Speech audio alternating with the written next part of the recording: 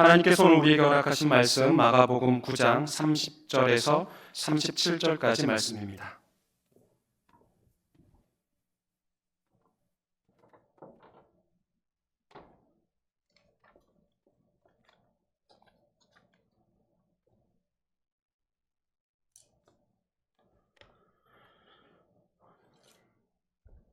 하나님의 계시의 말씀을 한 목소리로 받들어 읽겠습니다. 그곳을 떠나 갈릴리 가운데로 지날새 예수께서 아무에게도 알리고자 아니하시니 이는 제자들을 가르치시며 또 인자가 사람들의 손에 넘겨져 죽임을 당하고 죽은 지 3일 만에 살아나리라는 것을 말씀하셨기 때문이더라. 그러나 제자들은 이 말씀을 깨닫지 못하고 묻기도 두려워하더라. 가버나움에 이르러 집에 계실새 제자들에게 물으시되 너희가 길에서 서로 토론한 것이 무엇이냐 하시되 그들이 잠잠하니 이는 길에서 서로 누가 크냐 하고 쟁론하였습니다.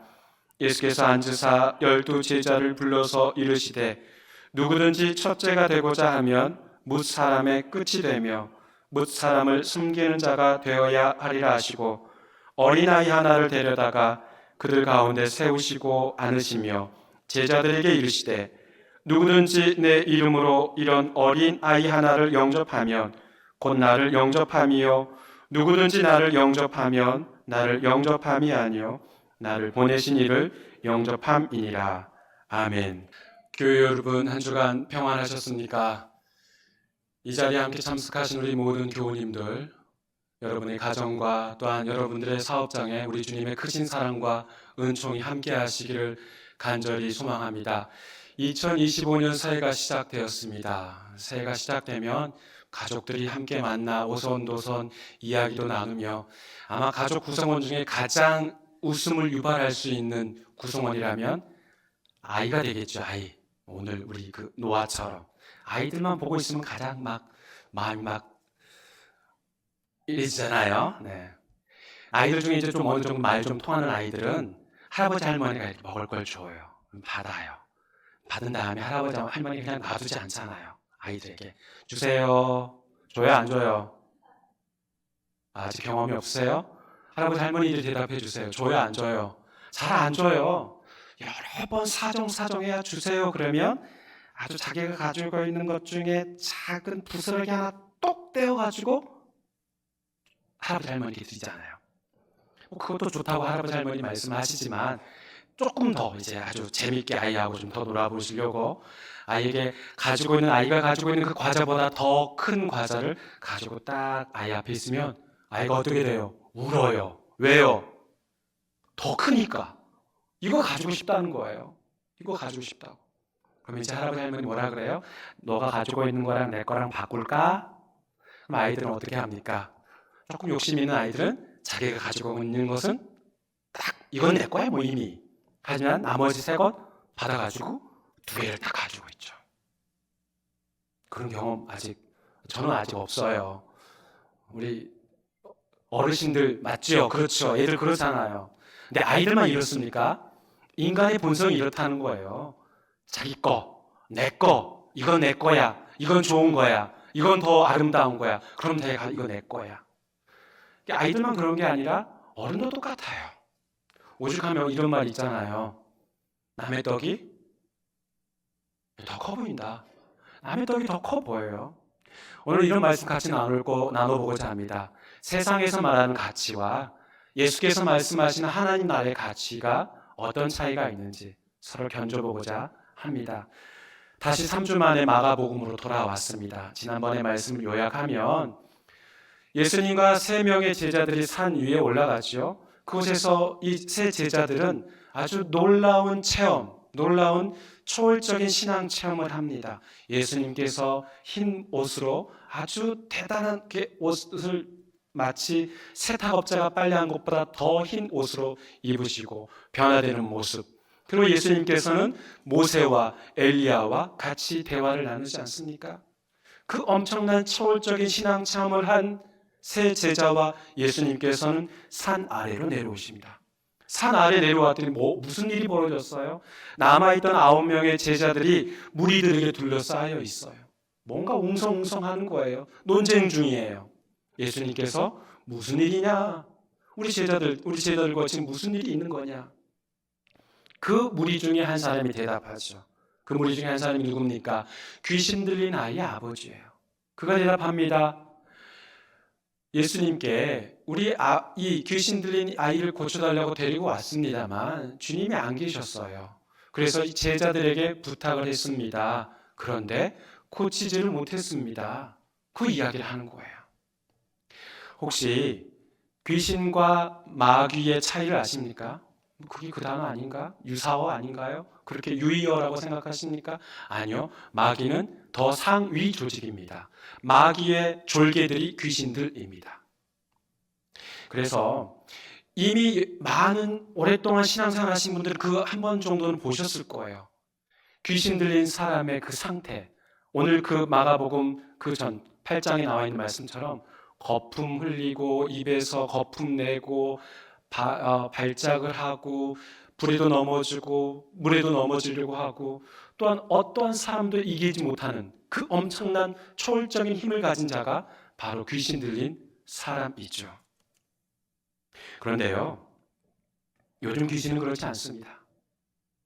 겉으로 이런 상태를 드러내는 귀신은 얼마든지 우리가 눈치채고 알아볼 수는 있어요.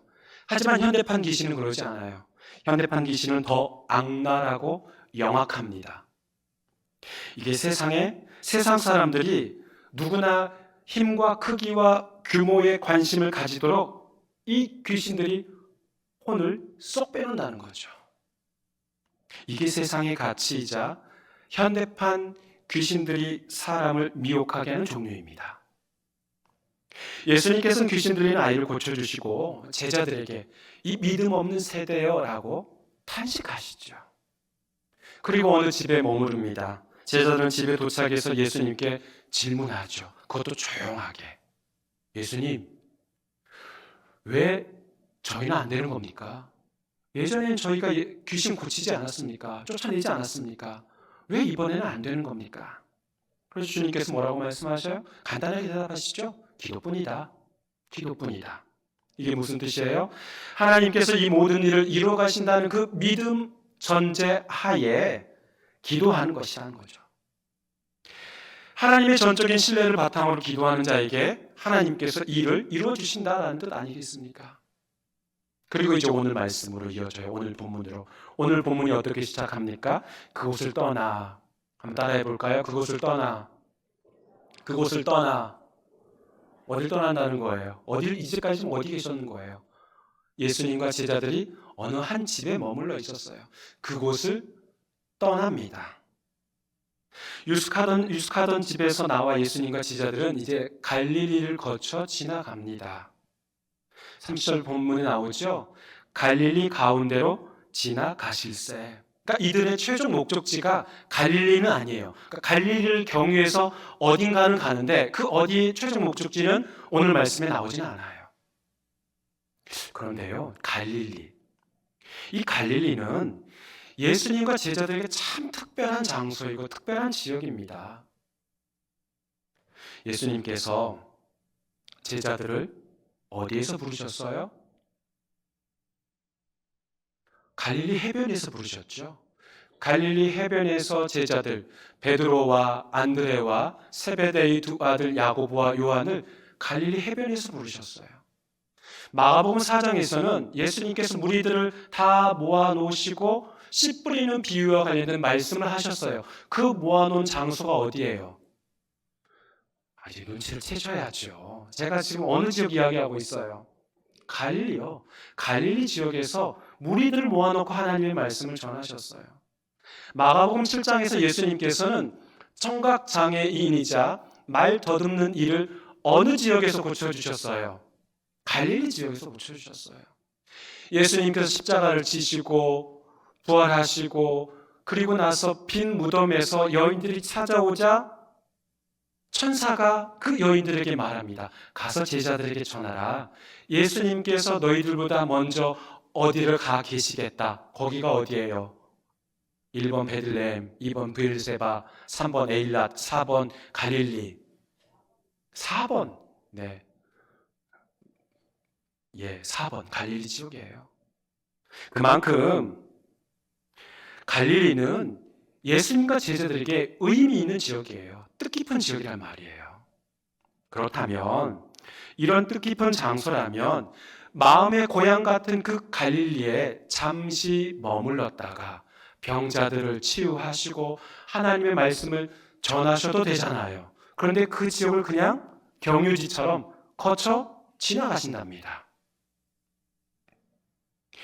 그러면서 마가복음의 저자가 뭐라고 설명합니까? 예수께서 아무에게도 알리고자 아니하시니. 그러니까 왜 예수님께서는 갈릴리 지역을, 그렇게 의미 있는 장소인 갈릴리 지역을 그냥 거쳐 가셨을까요?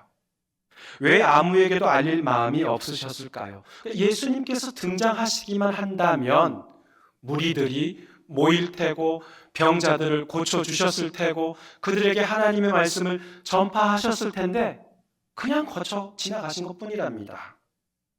그 이유가 나옵니다. 31절 말씀 함께 읽어보겠습니다.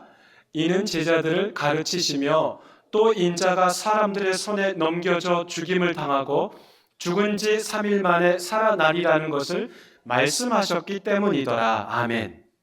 이유가 뭐랍니까? 제자들을 가르치시기 위함이랍니다.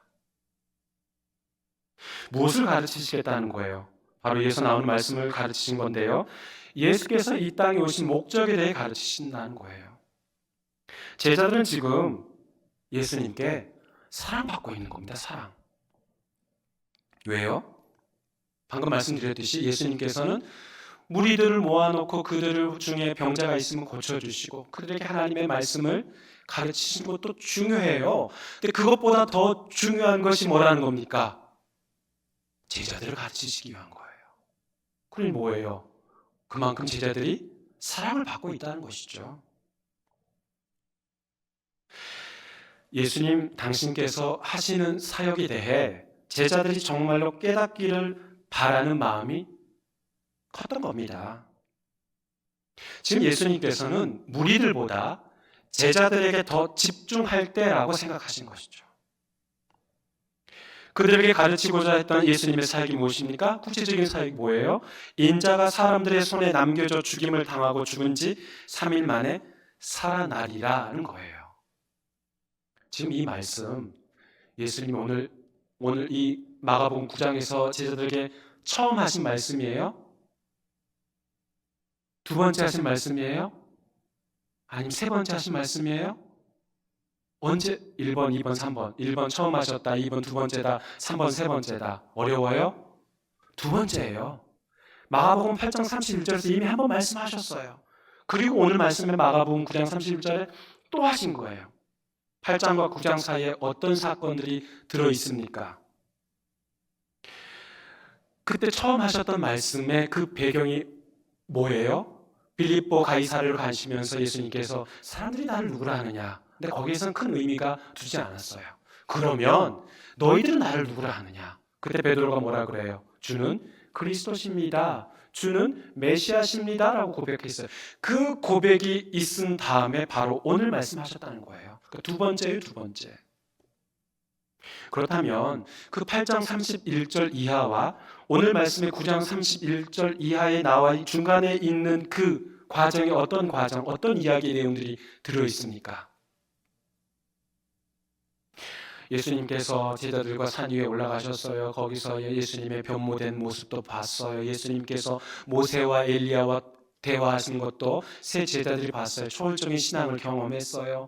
산 위에서 내려와서 보니까는 거기서는 귀신 들린 아이를 고치지 못하는 제자들의 모습을 보고 어쩔 줄 몰라하는 모습을 봤어요. 예수님께서 그 귀신 들린 아이를 고쳐주셨어요. 예수님께서는 또 엘리야가 왔다라고 말씀하셨어요. 그 엘리야가 누굽니까? 세례 요한인 것이죠. 세례 요한이 와서 메시아가 갈 길을 준비했다는 그 모든 말씀이 8장 31절과 9장 31절 사이에 다 들어가 있는 거예요. 여러분께 여쭤보겠습니다. 그러니까 예수님께서 이렇게 반복해서 메시아의 고난과 부활에 대해 예수님께서 말씀하셨어요. 이것은 제자들이 메시아에 대한 관점이 바뀌었다는 말인가요? 아니면 예전부터 가지고 있던 군사적인 메시아에 대한 생각이 전혀 바뀌지 않았다는 것인가요? 너무 질문이 길다 보니까는 짧게 다시 한번 질문하겠습니다. 전자입니까? 후자입니까? 후자예요. 전혀 바뀌지 않았다는 거예요. 메시아에 대한 그들이 가지고 있는 생각, 관념, 개념 전혀 바뀌지 않았다는 거예요. 이들은 유대인의 왕으로 오실 그 메시아가 로마 제국을 전복시키고 힘센 메시아, 예루살렘을 뿐만 아니라 모든 팔레스타인을 다스릴 그런 힘센 메시아, 군사적인 메시아를 생각하고 있었던 것이죠. 어떻게 알 수 있습니까? 32절 말씀 함께 읽어보겠습니다. 그러나 제자들은 이 말씀을 깨닫지 못하고 묻기도 두려워하더라. 이들은 세상적인 가치관인 힘과 크기와 규모에 휩싸여 살고 있었던 겁니다. 제자들은 예수님이 2번씩이나 말씀하신 것에 대해서 어떤 반응 보였어요? 깨닫지 못하였더라. 도통 이해하지 못했답니다. 예수는 죽는데요. 그런데 그 이후에 사흘 만에 살아난대요. 이들에게 가지고 있어서는 부활의 개념은, 유대인에게 있어서의 부활의 개념은 바벨론 포로기 이후에 생긴 개념입니다. 사람이 죽고 그리고 다시 살아나는데 집단의 부활이지 한 개인의 부활은 아니에요. 그러니까 이들은 처음에 그 부활에 대해서 인자가 죽임을 당하고 사흘 만에 다시 살아나니라는 그 첫 번째 말씀 때는 이들은 정말로 이해하지 못했던 거죠. 왜요? 이들이 알고 있는 부활은 집단의 부활인데 개인의 부활을 말씀하시니까 알아듣지 못하는 거예요. 대학교 1학년 때 학부 교수님께서 벌써 30년이 넘었는데요. 신입생 오리엔테이션 때 이 말씀 하시더라고요. 무식은 죄가 아니다. 무식은 창피한 것이 아니다. 모르면서 아는 척하는 태도가 창피한 것이고 그게 죄다. 모르면 물어봐라. 그 말씀 하시더라고요. 그러니까 교수님들은 보면 강의할 때 학생들이 지금 이 말을 이해하고 있는지 전혀 이해하지 못하고 있는지 눈만 봐도 다 알잖아요. 물론 그렇다고 제가 여기서 여러분에게 말씀을 전할 때 여러분들의 눈을 보니 이 말씀을 이해하고 있구나, 이해하지 못하고 있구나, 전혀 저는 그렇게 아직까지는 영안이 밝아진 건 같지는 않아요. 하지만 교수님 그렇게 말씀하시더라고요. 무식은 죄가 아니다. 모르면 물어봐라. 지금 제자들에게 그런 거예요. 무식은 죄가 아니에요. 어떻게 해야 돼요? 예수님에게 물어봐야 돼요. 여쭤봐야죠. 잘 모르겠습니다, 예수님. 도통 모르겠습니다. 다시 한번 말씀해 주시겠습니까? 그런데요, 제자들은 묻기조차 두려웠답니다. 여기에 포인트가 있어요. 묻기조차 두려웠다는 것. 곧 그 말은 이들은 사실 전혀 이해하지 못했다, 깨닫지 못했다가 아니에요. 깨달았어요. 예수님께서 처음 순환 예고에 대해 말씀하셨을 때는 깨닫지 못했어요. 왜냐하면 그 부활의 개념이 전혀 다르기 때문에. 2번째 말씀하셨어요. 그러면 그것도 지금 똑같은 말씀을 하신 거예요. 그런데 이들이 깨닫지 못했다는 것은 그들이 정말 깨닫지 못했다는 게 아니라 깨달으려고 하지 않았다는 겁니다. 이미 알고 있었습니다. 그러나 그것이 자신들이 듣고 싶은 답을 듣지 못할까 봐 아예 묻지를 않은 거예요. 주님께서 하신 말씀에 일부러 외면한 거죠. 제자들은 모르면서 아는 척한 것이 아니라 알면서도 모르는 척한 것입니다. 이들이 생각하는 메시아는 군사적인 메시아, 힘센 메시아입니다. 예수님께서 로마 제국을 그 놀라운 능력, 얼마나 많은 기적을 보여주셨어요. 그 놀라운 능력으로 이것들을 확 다 없애버리고 전복시키고 바로 예수님이 군사적인 메시아로서 제2의 다윗 왕조를 꿈꾸는 이 유대인들의 생각, 제자들의 생각이 바로 그들에게 예수님에게 투영된 건데 예수님 계속 딴소리하고 있는 거예요. 첫 번째도 순환 예고, 이번에도 똑같은 말씀. 죽임을 당한다. 그리고 나는 죽고 사흘 만에 부활한다. 자기들은 예수님께서 한 자리 예루살렘에서 그 큰 힘센 메시아로서 딱 보좌에 앉으시면 자기들은 그 옆에 한 자리씩 차지할 거라고 생각하고 있었는데 예수님이 그렇게 말씀하시니까 전혀 묻지를 않는 거죠. 그들이 원하는 답을 듣지 못할 것 같기 때문에 그런 거죠. 사랑하는 교회 여러분, 올해 시작한 지 닷새 되었습니다. 개인의 여러 소원과 바람들이 있을 겁니다. 또 우리가 송구 영신 예배 때 2025년 소망의 기도 카드도 작성하지 않았습니까? 아직 작성하지 않으신 분들은 이번 한 달간 작성하셔서 우리 교구 목사님께 드리십시오. 아마 저도 아직 기도 카드 작성, 여러분들이 작성한 거를 아직은 받지 못했습니다. 너무 아직 많기 때문에요. 정리가 안 돼서. 여러분들의 그 기도 카드의 내용 중에 분명히 이런 게 있을 거예요. 올 한 해 성령 충만한 삶 살게 하여 주옵소서. 믿음 안에서 말씀 안에서 살게 하여 주옵소서. 말씀 가운데 든든하게 서 나가게 하여 주옵소서. 등등 이런 기도 제목들 여러분들 있을 겁니다. 이런 비슷한 기도 제목들요. 그렇다면 과연 참된 그리스도인으로 살아간다는 것, 참된 신앙인으로 살아간다는 것이 무엇일까요? 어떻게 살아가는 것이 참된 그리스도인일까요? 기록된 성경 말씀 중에 내가 듣고 싶은 것만 듣고 내가 소화하고 싶은 것만 아멘으로 받아들이는 것이 참된 신앙인일까요? 껄끄럽게 다가오는 말씀은 미리 차단하고 은혜되는 말씀만 받아들이고 그 은혜되는 말씀 구절만 암송하고 묵상하고 외우는 것, 그게 참된 그리스도인일까요? 아니죠. 내가 이제까지 신앙생활하면서 마치 고정관념처럼 자리 잡은 것이 있는데 혹시 그러한 개념이 불분명하고 불명확하고 불확실한 것일 수도 있겠구나 하고 생각할 수 있다면 그러면 어떻게 해야 돼요? 바꿔가도록 노력해야죠. 그냥 끝까지 밀어붙이실 겁니까? 나가세 뭐 이렇게 계속? 아니에요. 바꿔가야죠. 목사도 마찬가지예요. 바꿔가야죠. 잘못된 것이 있다면 바꿔가야죠. 근데 지금 제자들이 그런 태도를 지닌 겁니다. 제자들은 메시아에 대한 오해가 있어요. 그러면 예수님께서 지금 재차 말씀하셨잖아요. 그럼 어떻게 해야 돼요? 바꿔가야죠. 바꾸도록 노력해야죠. 자신이 가지고 있던 그 메시아의 개념이 아니라면 지금 벌써 이미 주님께서 두 번 말씀하셨다면 바꿔가도록 노력해야죠. 그러나 이들은 그들의 주장을 끝까지 고수하려고 했다는 거예요. 주님은 제자들과 가버나움에 도착합니다. 가버나움, 크파르나훔, 위로의 마을이란 뜻이죠.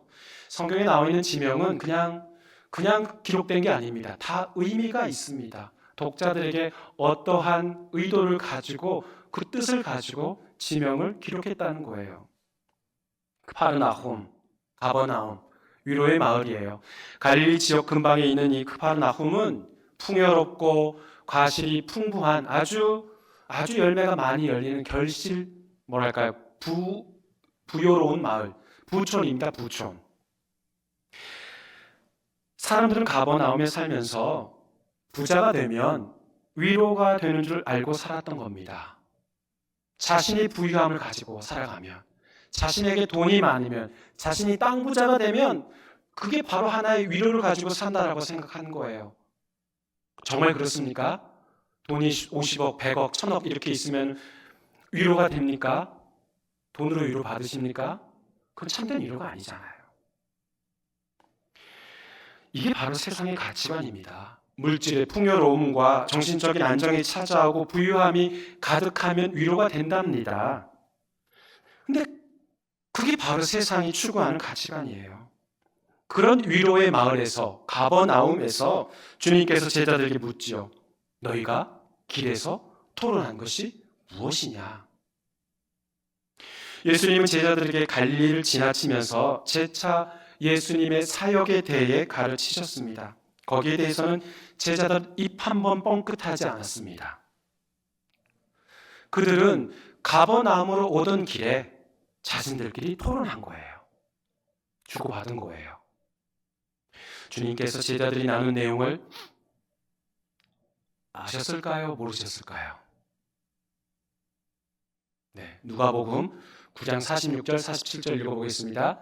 제자 중에서 누가 크냐 하는 변론이 일어나니 예수께서 그 마음에 변론하는 것을 아시고 어린아이 하나를 데려다가 자기 곁에 세우시고, 오늘 이 마가복음 9장의 말씀 평행 본문이 누가복음 9장입니다. 제자들이 서로 토론하고 수근수근 됐던 것을 주님이 아셨대요, 모르셨대요? 아셨대요. 세상의 가치관이 지배하는 풍요로움의 마을, 먹을 것과 마실 것이 가득하고 부유함이 위로를 가져줄 것으로 생각하는 그 위로의 마을 가버나움에서 주님께서 그들에게 물어보시는 거예요. 그런데 예수님의 질문에 잠잠합니다. 마가복음의 저자가 대신 말하죠. 이는 길에서 서로 누가 크냐 하고 쟁론하였습니다.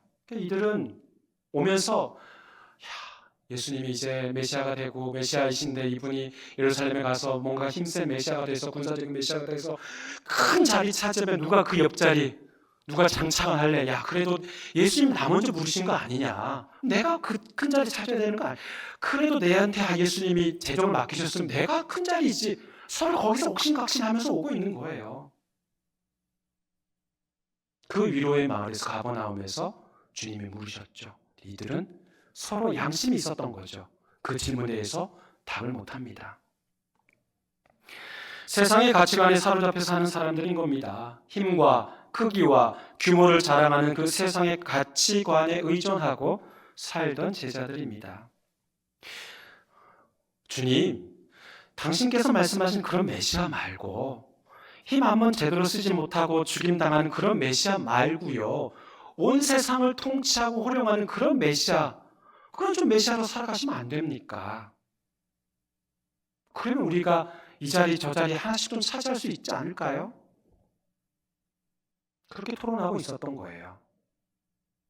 예수님은 십자가의 길을 말씀하셨는데 이들은 큰 자리를 차지하며 권력으로 위로받고 큰 자리로 위로받고 용기를 얻고자 위로의 마을 가버나움에서 누가 크냐고 논쟁했던 것이 이제 폭로된 겁니다. 사랑하는 교우 여러분, 누가 크냐, 누가 힘이 세냐, 누가 돈이 많냐, 누가 더 중요한 사람이냐, 이렇게 힘과 크기와 규모를 자랑하는 세상의 가치관이 안타깝게도 교회 안에 스며들어왔습니다. 교회 교인들 중에도 이런 발언 얼마든지 합니다. 누가 힘이 세냐, 누가 직분 더 먼저 받았냐, 누가 신앙생활 오래 했느냐, 누가 더 돈이 많느냐, 누가 아파트 평수 더 큰 데 사느냐. 이런 가치관이 교회에서도 유효하다는 게 안타까울 따름입니다. 우리 신앙 공동체는 그러지 않기를 바랍니다. 우리 교회는 세상의 가치관에 저항하며 살아가기를 간절히 소망합니다. 그런데 우리 주님은 누가 크냐고 이렇게 서로 논쟁할 때, 제자들이 논쟁할 때 그들을 다그치지 않았어요. 비난하거나 힐난하지 않았어요. 나무라지 않으셨어요. 또 다른 가르침을 주셨어요. 누구든지 첫째가 되고자 하면 무사람의 끝이 되며 무사람을 섬기는 자가 되어야 하리라. 예수님은 제자들의 그러한 첫째가 되고자 하는 욕망, 누가 크냐는 그 욕심에 대해 질타하지 않으셨습니다. 오히려 누가 크냐, 누가 돈 많냐, 누가 힘이 있느냐라는 그런 세상의 가치관에서 하나님 나라의 가치관으로의 그 생각을 바꿔주려고 그들에게 또 하나의 가르침을 주신 것이죠. 하나님 나라의 백성으로 살아가는 것, 제자의 삶의 자리는 첫째가 아니라 끝, 그리고 섬기는 자로 살아가야 한다는 겁니다. 세상의 가치관으로 보면 끝, 섬기는 자는 참 보잘것없는 겁니다. 마찬가지입니다. 예수께서 자신을 부인하고 자기 십자가를 지고 가라는 그 말씀도 세상의 가치관으로 보면 정말 어처구니 없고 조롱거리에 불과한 겁니다. 예수님은 고난받고 죽어 인생의 패배자처럼 보입니다. 그러나 사망 권세 이기시고 부활하여 참된 승리자가 됩니다. 그것처럼 제자들 역시 모든 이들의 끝이 되고 모든 사람의 섬기는 자로 살아간다면 하나님 나라의 수혜자가 되는 것이죠. 이것이 하나님 나라의 가치관입니다. 예수님께서는 제자들에게 아이를 데리고 와서 부연 설명하죠. 37절 말씀 함께 읽어보겠습니다. 누구든지 내 이름으로 이런 어린아이 하나를 영접하면 곧 나를 영접함이요 누구든지 나를 영접하면 나를 영접함이 아니요 나를 보내신 이를 영접함이니라. 어린아이와 관련된 말씀이 나왔다 그래서 아이처럼 해맑고 깨끗하며 순수한 신앙을 가져야 한다 그런 뜻 아닙니다. 그런 순진무구한 어린아이처럼 그런 마음을 가진 자를 영접하면 예수님을 영접한다 그런 뜻도 아니에요. 예수님 시대에는 아이를 숫자에 포함하지도 않았습니다. 아이는 아무런 경제적인 효용 가치가 없어요. 보십시오. 전쟁에 참여할 때 아이를 데려갑니까? 아이는 아니에요. 그들은 그냥 뭐랄까요? 식량만 축내는 자들이에요. 아무 쓸모없는 존재들인 거죠. 옛날 시대로 관점에서 본다면요. 그러나 하나님 나라의 가치관은 전혀 다르죠. 천하보다 한 영혼을 귀하게 여깁니다. 특히 그 당시 어린아이는 아무런 도움을 받으면 살 수 없는 존재들이에요. 즉 누군가를 전적으로 의지해야만 살 수 있는 존재입니다. 따라서 우리 자신이 어린아이처럼 하나님만을 전적으로 의지하며 살아가라는 말씀입니다. 자신이 연약한 존재, 작은 자임을 고백하며 살아간다면, 또한 그러한 고백으로 살아가는 자라면, 그런 자를 영접한다면 그것이 바로 예수님을 영접한다라는 뜻입니다. 그런 고백이 바로 하나님 나라의 가치관이라는 뜻이죠. 말씀을 냈습니다. 세상은 누가 크냐, 누가 힘이 세냐, 누가 돈이 더 많냐, 누가 권력을 가졌느냐, 누가 더 소유했느냐에 관심을 가지고 살아갑니다. 이게 세상의 가치관이에요. 그러나 하나님 나라의 가치관은 힘과 돈과 크기가 아닌, 규모가 아닌 어린아이와 같이 전적으로 하나님만을 의지하며 살아가는 것.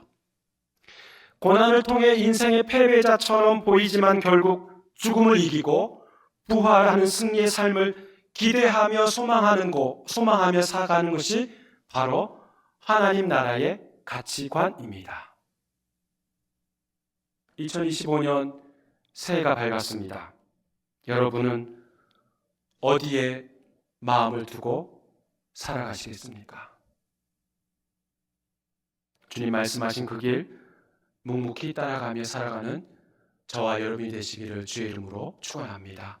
하나님 아버지 감사합니다. 세상 사람들이 바라는 그런 가치관, 힘과 크기와 규모를 자랑하는 그 가치관을 다 내려놓게 하여 주시고 어린아이처럼 전적으로 하나님만을 의지하며 살아가는 하나님 나라의 가치관을 갖고 많은 사람들이 인생의 패배자처럼 여기는 섬기는 자로 살아가는 저희들의 삶이 되도록 하나님 인도하여 주시옵소서. 예수님의 이름으로 기도합니다. 아멘.